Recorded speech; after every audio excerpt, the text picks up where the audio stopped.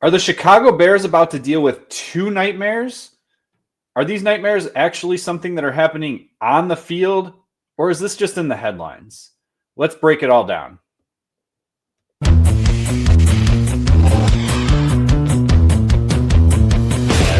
Huddle up! Huddle up, Palace Huddlers.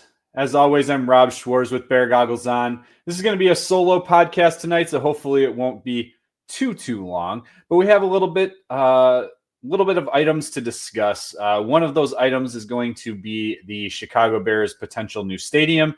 The other one is the Caleb Williams situation, which we briefly addressed on a previous episode, and we are going to really dive into that on our next episode with Justin and Bob joining me. But for tonight, let's start with the stadium. Before we do, though, I almost forgot. If you are not subscribed to this channel, please go hit the subscribe button right now and hit the like button on this episode. We appreciate that. And then after you listen, please leave a comment. But the reason I'm telling you to subscribe is for a chance to win this actual photo right here. This Brian Urlacher image. This is from the They Are Who You Thought They Were game. And look, they came back, stormed back, and win that game. It's a historical moment in Chicago Bears fandom. So if you want to have a chance to win this, you need to subscribe to our channel. Go back to our previous 3 episodes, our long-form episodes. They say part 1, part 2, part 3. One was on the offense, one was on special teams, one was on the defense. Give those a listen if you want, or just cheat the system. Go in and type in huddle up in the comment section. I'm not going to, fault you if you just do the huddle up part of it. But that will give you 3 entries into the drawing that we are going to hold on June 1st. So not a lot of time. This is coming out with only a couple days left before the drawing will happen. So subscribe, comment, try to win that image. Try to win that photo. All right? All right. Bears Stadium talk. Probably not something that everyone really is excited about. But look, it's something that is a little bit near and dear to my heart because one of those situations that's been happening regarding the stadium is a property tax fiasco that is something that I deal with in my day job on a regular basis. So I have been involved with this from the start. And look, there has been some developments that have happened, last 6 months that have changed things a little bit. But there's a looming nightmare that could potentially throw a wrench into things. So we're going to talk about that in a minute. But before we do, upcoming, look, this week is the deadline for the Illinois General Assembly. May 31st, Illinois General Assembly is going to adjourn after that date, or on that date, from their spring session. Why does this matter? Well, this matters because the Chicago Bears are trying to lobby and push legislation through so that they can get public funding. Why do they need public funding? Look, they have already said they're going to put in a little over $2 billion into the stadium project. They are not wanting any public funding for the stadium itself. However, whether this was happening in Arlington Heights, whether this was happening in Chicago on the lakefront, they were going to need infrastructure changes in order to help with traffic patterns, parking, all kinds of different things that they were going to need. Sound issues that could be developed due to being too close to residential properties. So there's a lot that would be involved. They just off the top of my head, we're going to need about another $2 billion in public funding. In order for that to happen, it has to be passed through state legislature, right? Has to be approved. Has to be approved by Governor Pritzker. There's been a lot of that's not going to happen. That's not going to happen. That's not going to happen. Well, they need to make this happen now if they're going to get shovels in the ground in 2025, as Kevin Warren has wanted. Now, that date could extend a few days. We're talking days, not weeks, because there's other things that if they can't get things settled in time, they might have to extend their deadline. But we're not talking, like I said, we're not talking weeks. We're talking days. So something would need to happen. We're going to know in the next week if a Chicago Bears stadium might be being built starting in 2025, or if now they're going to have to wait until 2026 because that's when the session opens back up, is in January of 2026. There's a small fall session for those who might be saying, well, there's a fall session. Well, the fall session is not for passing more legislature. It's actually for looking at stuff that the governor is trying to propose and stuff that was proposed and like doing vetoes. Okay. So it's not going to be passed in the fall. Now, I will say there's, this is politics. So there's some backdoor deals that could probably be made. And if there was assurances given to the Chicago Bears, and look, they're obviously starting with building the stadium itself, they could probably start that project if they knew for sure they were going to get some type of backing, in the future. So yeah, we should know something in the next, 2-3 days, maybe next week at the latest. I would say probably by this Friday. I would think we would know if something would happen, and then again, if not, maybe early the following week. Yeah, could be exciting times. The shift, look here, the location. Let's talk about the location. The location, is it locked in? Okay. Well, there's one sign that Arlington Heights is definitely locked in, and that's Rolling Meadows. Okay. Rolling Meadows is a township that is close to Palatine Township. And they have now went out and hired a lobbyist, a traffic engineer, and a noise expert in anticipation of the team's possible relocation to Arlington Heights. They had a response here. They said, we are on the cusp of achieving a dream that has captured Chicago's Northwest suburban imagination since George Hallis first proposed moving the Bears to Arlington Park 50 years ago. That was Mayor Laura Sanoka. Yeah. Guys know how I am with pronouncing names, right? Working together with Arlington Heights, Rolling Meadows will be a proud partner to bring this game-changing stadium to life for our community and our region. Okay. That's a big sign that there's things that are moving, right? Look, they have a lobbyist that's now possibly involved in helping push that project through. They're looking at traffic patterns, things that are going to have to change even in their communities, because look, to get to one location, you got to go through another. And a lot of traffic is probably going to have to go through Rolling Meadows. So these are things that are a clear sign to Arlington Heights being locked in over any city property, whether it's the lakefront or the old hospital location, right? I don't know. What do you guys think? In the comments, are you excited? Do you want the stadium to be in Arlington Heights, or do you really want it to stay in the city? I know there are some people that are adamant about it. I'm a season ticket holder. I'm frustrated by the fact that now I have to get another PSL and yada, yada. That's personal problems. I'm not here to air that out.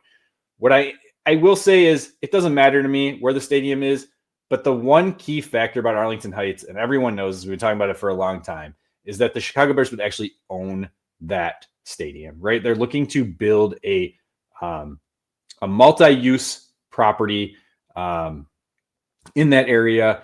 It's going to have the stadium, hotels, probably some residential. There's going to be a lot involved.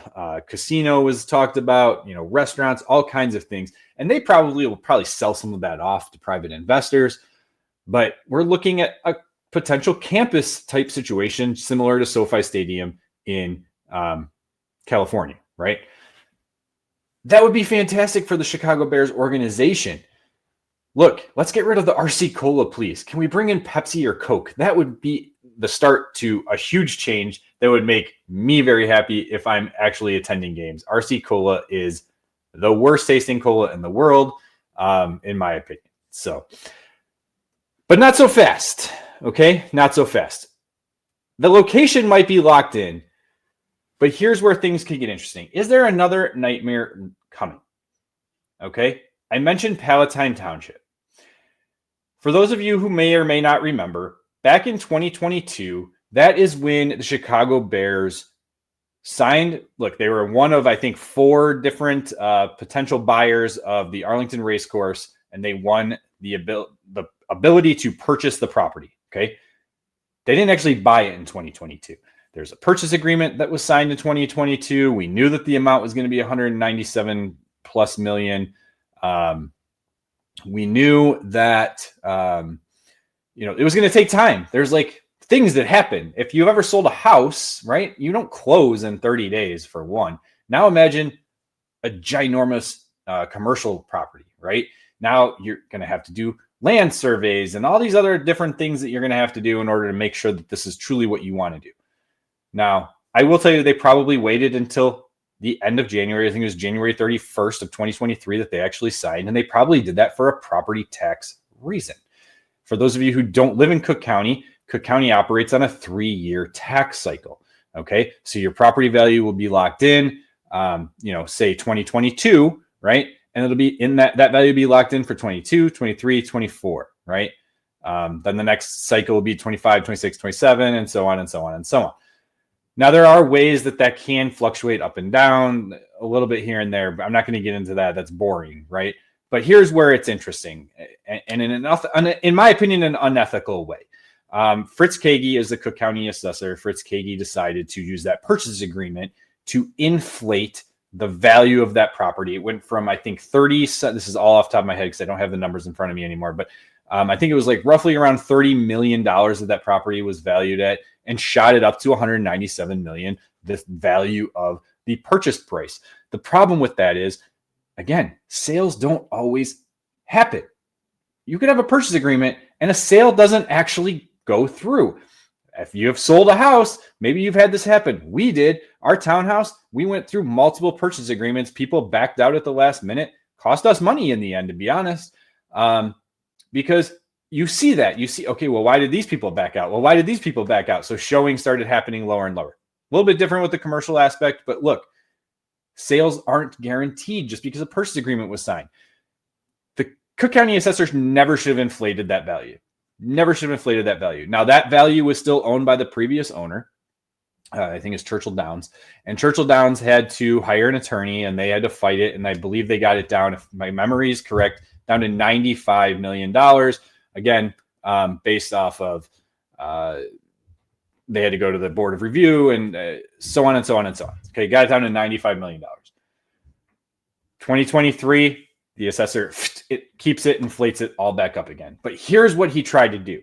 He tried to shift the value from the commercial property itself to the land, which is a lot more difficult to argue. However, there wasn't any land valued at that level anywhere else within that Cook County. So again, ridiculousness, all unethical, all an issue. And for those of you who are saying, look, they're billionaires, blah, blah, blah. The McCaskies are cash poor. Okay. The McCaskies are cash poor. And that's honestly why I thought the lakefront property was probably going to happen more likely than Arlington Heights, just because they probably couldn't afford to pay the property taxes at the level that they were. However, real quickly, let's wrap this up. Go back to December of 2024.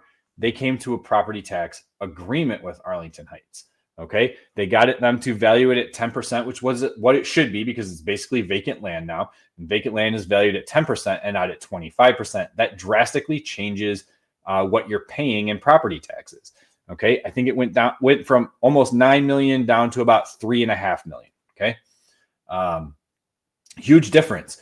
And they are talking about putting in a freeze. Okay. They're going to put a tax freeze on the property that's going to run through 2028 is what I believe it is. And here's where, it gets interesting is 2025 is the first reevaluation year that we have seen since that mishap in 2022 that has caused so many problems. Okay. So now 2025 is coming along. Here's the date, May 31st. Are they going to get this funding or not? We'll find out soon. But then come end of July, beginning of August, dates haven't been announced yet. Palatine Township is going to be reassessed. So is that value going to stay where it's at, or is it going to get jacked up again? Is it going to get fluctuated again? Is Kagi even going to agree to keep that property tax freeze in place, or is he going to, screw you, I don't care what deal you had in place. I'm the Cook County Assessor. I'm going to jack you up again. There's a lot of things that could happen here. Hopefully it all works out in Chicago's favor. Hopefully they grease the wheels behind the scenes. We all know how politics work. And there was some money exchanged, and Cook County assessors are given some dollars. And look, I'm not saying this is happening, but we all know that shit like this happens. Okay. All right. That's enough stadium talk, but it was something I felt like had to get talked about because it's right around the corner. Again, do you care where it's at? Do you like to go to games? Would you rather go to Arlington Heights and be in that campus feel? Would you rather be on the lakefront? Let us know in the comments section. Now, the Caleb Williams situation. Okay. We talked about this Caleb Williams situation when it first came out with the excerpts, right? We dove into that. Everybody talked about it. National media talked about it. Local media talked about it. And then there was this firestorm. Okay. I'm not going to get into what was talked about at the Caleb Williams presser in detail. We are going to talk about that when we record Sunday night. That will be released Monday morning. Okay. If you want to come back and hear what we have to say about the actual press conference, there's a lot that we're going to be talking about. OTAs that happened this week. There's a ton of stuff that's happened over this last week that we're going to dive into. That'll be one of the things. But what I want to talk about is the Caleb Williams press conference was demanded by local media pundits like 670 The Score, Lawrence Holmes, and Spiegel, and I won't say Bernstein because he got his ass fired over a damn fish, okay? Guys like this are literally just trying to freaking cause media uproar, cause clickbait nonsense. I technically work in the media, even though it's not my day job, right? I write for a blog site. I understand what clickbait is. I help produce and run a podcast that talks about the Chicago Bears. I get what they're trying to do, but at the same time, this nonsense that the Chicago media keeps portraying, and it's also national media, okay? The Colin Cowards of the world, the Stephen A. Smiths of the world, the Emmanuel Acho nonsense about how Caleb Williams shouldn't need someone to hold his hand to watch film. Well, that was addressed in the press conference. Again, we'll talk about that on Sunday. But my issue, and this is what pisses me off, is the media, okay? The media seems to care. They wanted this press conference to happen. They demanded it. Why isn't he speaking about this? He needs to come out and talk about it. He needs to address the situation. He's making the story bigger, not us. He's the real problem in the situation, not us. Guess what, fuckers? Fans don't care. Everything that happened was pre-draft 2024 nonsense. Look, as a dad, we talked about this. As a dad, right? I expect Caleb's dad to do whatever needs to happen to get his son to be in the best position possible. And if that means seeing what options are out there, hey, are there ways for us to force a trade? Are there ways for us to put him in the best situation? Are there ways for us to earn extra revenue? Like, those things are okay as a dad. They really are. He's a businessman, a successful one at that. Okay? So I have no problem with that. What I have a problem with is the media causing this to be bigger than what it really is. As soon as, and this was released in the excerpts, by the way, as soon as Caleb met with Ryan Poles and the Chicago Bears at House Hall, that whole demeanor and mindset changed. He said, look, Dad, I can go there. I can win there. I can become great there. I can make history there. Okay? Again, all addressed in this press conference that we'll talk about more on Sunday. But my biggest issue and the nightmare that I see isn't actually a Chicago Bears nightmare. It's a media nightmare. A media nightmare. And the press conference happens. 670 The Score responds to it. I tweeted this out. Guaranteed, when they come back for this segment to respond and react to the Caleb Williams press conference, they're going to be, yeah, good job. Yeah, thank you. Good. It's about, I'm glad that you went through with it, what we've been asking for the last 2 weeks, blah, blah, blah, blah, blah. Nope. Lawrence Holmes immediately starts talking about how he doesn't like how he opened the press conference and how the reaction, look, he's like talking about how he works with kids who are about Caleb Williams' age and talking in front of media and how he felt like the response was just not where it needed to be. And you know what? F off. I like Lawrence Holmes. I feel like he's changed a little bit over the last few years. I don't know if it was a Bernstein thing that kind of got him there. I did think Spiegel addressed it better today than Lawrence Holmes did. F off. Like, seriously. Patrick Finley, are you trying to be the next Mark Potash with your dumb question about does your dad speak for you? These are the things that drive fans nuts about Chicago media. Okay? Stop it. Just stop. It's in the past. We're going to talk about it more in detail on Sunday, which kind of is a little bit hypocritical, but we'll talk about this. I want to get Justin and Bob's opinions. Am I just like crazy for this? Let me know in the comments. I want to get Bob and Justin's opinions. Maybe I'm way off base here because I did not touch base with them on what I was talking about tonight. This is a solo podcast and I just like off the rails. Okay? Completely off the rails. Final thoughts, last words. Again, please hit the subscribe button, hit the like button. Let us know in the comments what you think about the stadium situation, what you think about the Caleb Williams situation. Is his dad a problem? Is the Bears media a problem? Is national media a problem? Let us know. Is Caleb Williams the problem? Are we the problem? Maybe I'm making this bigger than it needs to be. I feel like the media did, and maybe I'm complaining about the media to make it even bigger. I don't know. Let me know in the comments. Until then, please come back for the next episode because we're going to dive hard into that, hard into OTA news, hard into a couple things that were released by different outfits, ESPN, CBS, stuff like that. Hit the subscribe button for your chance already. Until then, till next time, bear down, claws up. Ready.